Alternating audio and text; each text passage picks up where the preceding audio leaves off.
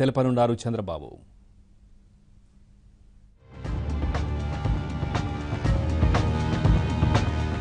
రాష్ట్రంలో ఎన్నికల నిర్వహణలో ఎలక్షన్ కమిషన్ ఘోరంగా విఫలమైందని తెలుగుదేశం పార్టీ అధ్యక్షుడు ముఖ్యమంత్రి చంద్రబాబు ధ్వజమెత్తారు.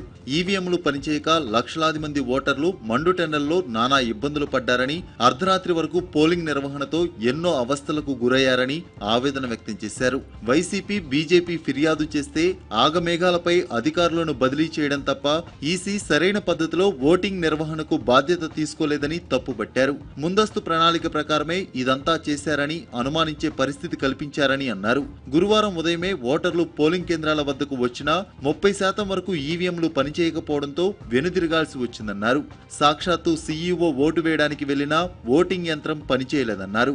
ఆయనకే పనిచేయకపోతే ఇక సామాన్యుడి సంగతేంటని ప్రశ్నించారు. కొన్ని చోట్ల ఈవీఎంలను 2-3 సార్లు మార్చాల్సి వచ్చిందన్నారు. కొన్ని చోట్ల మధ్యాహ్నం 1 గంటకు పోలింగ్ ప్రారంభమైందన్నారు.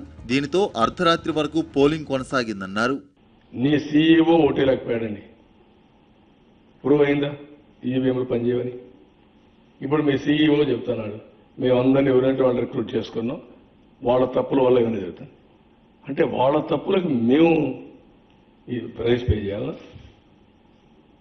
ఒక chief minister, constitution head, or ఇంకొక అతను, ఒక మంత్రులు, లేదంటే ఇంకొకరు we to pay price. YCP కోరగానే ఎస్పీలను మార్చేసిన ఈసీకి ఎన్నికల సక్రమ నిర్వహణ విషయంలో జవాబుదారీతనం లేదా అని చంద్రబాబు ప్రశ్నించారు. ప్రభుత్వ ప్రధాన కార్యదర్శిని మార్చి జగన్ అవినీతి కేసుల్లో సహనిందితుడిని కొత్త సీఎస్ గా నియమిస్తారా అని నిలదీశారు. నేరస్తులు ఫిర్యాదు చేయగానే ఎస్పీని మారిస్తే ఇక శాంతి భద్రతలేముంటాయి? ఈసీ బీజేపీకి బ్రాంచ్ కార్యాలయంగా తయారైందని విరుచుకుపడ్డారు. కేంద్రంలో ఉండే ఇంటెలిజెన్స్ బ్యూరో సర్వేలు చేస్తుంటుందని, తెలంగాణలో నిఘా విభాగం అదే పని చేస్తుందని, కానీ వారెవరినీ ఏమీ అనకుండా మన రాష్ట్ర నిఘా విభాగం అధిపతిని మార్చారని మండిపడ్డారు. తాము గెలుస్తున్నామని వైసీపీ అధ్యక్షుడు జగన్ చేసిన వ్యాఖ్యలను సీఎం తోసిపుచ్చారు. ఆయన జీవితంలో ఎప్పుడైనా వాస్తవం చెప్పారా? తన అవినీతి కేసుల గురించి అడిగితే చెప్పారా? హైదరాబాద్ లో కూర్చొని ఎక్కడి ఎన్నికల్లో పోరాడుతూ మాట్లాడే వాళ్ళ గురించి నేనేం చెబుతాను అని వ్యాఖ్యానించారు. ఈ రోజు నేను నిలబడుకునేవాళ్ళం అండి, ఈ రాష్ట్రంలో కానీ దేశంలో కానీ. కేసీఆర్కి మనం భయపడి ఉంటే ఆయన చేసే తప్పుడు పనులకి మనం ఏమైనా చేసేవాళ్ళం అండి? ఎవరు పెనాల్టీ పే చేస్తారు? స్టేట్ కదా. This is where I'm saying all these people are very very disaster for the nation. నేను అడుగుతాను, బీజేపీకి ఒక ఓటు పడుతుందండి ఇక్కడ. ఎందుకు వచ్చారు వీళ్ళు? వైఎస్ఆర్ కాంగ్రెస్ని సపోర్ట్ చేయడానికే కదా. ఓపెన్గా అనౌన్స్ చేశారు కదా, ఇతను మాకే సపోర్ట్ చేస్తారని పీయూష్ అన్నాడు, నరేంద్ర మోడీ అన్నాడు, ఇతను వాళ్ళు పొగిడాడు. ఇవన్నీ వాట్ ఆల్ ఇండికేషన్స్. ఇన్ని రోజులు హైదరాబాద్లో కూర్చొని ఆపరేట్ చేశాడంటే ఆయన నిన్న కూడా స్టేట్మెంట్లు, లాస్ట్ డే నేను ప్రత్యేక హోదా నేను కూడా సపోర్ట్ చేస్తాను. ఎంత గొప్ప నాయకుడు, ఎంత ఉదాహరణ. అంటే మనం ఆయన కూడిగం చేయాలి. This type of politics. కాబట్టి నేనేమంటానంటే ఇవన్నీ కూడా వాళ్ళు చేసినట్టన్నీ కూడా భగ్నం చేసుకుంటూ వచ్చాం. మొన్న రాత్రే చేయాలనుకొని చూశారు. ముందు ఈవీఎంలు విఫలమయ్యాయని, తర్వాత అన్ని చోట్ల హింస జరిగిందని చంద్రబాబు అన్నారు. తాడిపత్రిలో టీడీపీ వారిని వేట కొడవళ్లతో నరికి చంపారన్నారు. స్పీకర్ కోడెల శివప్రసాదరావు, మంత్రులు ఆనందబాబు, అఖిలప్రియ సహా అనేక మంది అభ్యర్థులపై దాడులు జరిగాయి. వైసీపీ సలహాదారు ప్రశాంత్ కిషోర్ తన స్వరాష్ట్రం బీహారు మాదిరిగా ఆంధ్రప్రదేశ్ ను తయారు చేయాలన్న వ్యూహాలను ఇక్కడ అమలు చేస్తున్నారన్న అనుమానం కలుగుతోందన్నారు.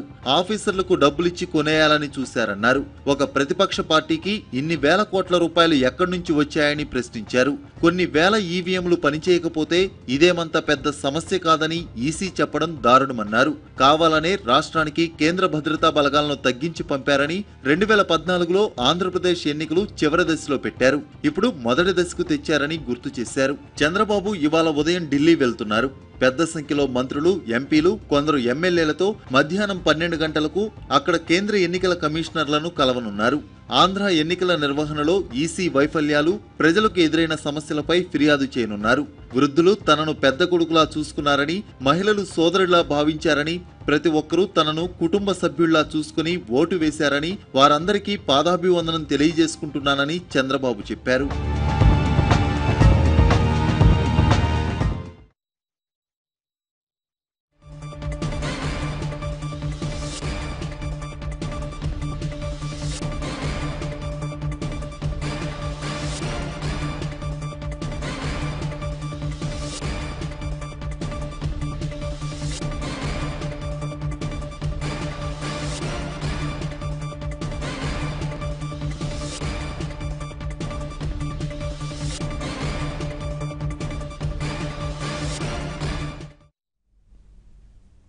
చంద్రబాబు ఢిల్లీకి బయలుదేరారు. మరి కాసేపట్లో సీఈసీని కలవబోతున్నారు. దీనికి